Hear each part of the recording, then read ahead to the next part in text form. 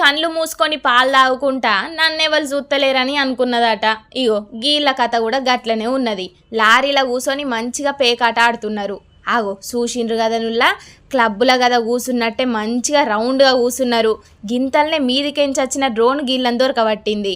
ఎంబటే జీబేసుకొని వచ్చి లారీని రౌండప్ చేసిండ్రు పోలీసోళ్ళు. విజయనగరంలో జరిగింది ఇది. సిటీలో డ్రోన్లతోని జల్లెడ పడుతుంటే లారీల పేకాట ఆడుతున్న గీళ్లుగా అనొచ్చిండ్రట పోలీసోళ్లకు. ఎంబటే గీళ్లను అరెస్ట్ చేసి స్టేషన్లకు తీసుకుపోయిండ్రు పోలీసోళ్ళు. చూసిండ్రు కదా పబ్లిక్ పోలీసోళ్ళు టెక్నాలజీని ఎట్లా వాడుతున్నారో. అంతకు మొదలు కరోనా లాక్డౌన్ టైంలో కూడా గిట్లనే డ్రోన్ల సాయంతో బయట కనిపించిన వాళ్ళను పట్టుకున్నారు. వరద బాధితులకు సాయం చేయనికి కూడా బగ్గనే వాడిండ్రు. టెక్నాలజీ సాయంతో క్రైమును కంట్రోల్ చేస్తున్న పోలీసోళ్లను తారీఫ్ చేసింది హోంమంత్రి అనిత మేడము. మొత్తానికి డ్రోన్లతోని పోలీసోళ్ళకైతే బగ్గనే పాయిదా అవుతున్నది పోన్రి.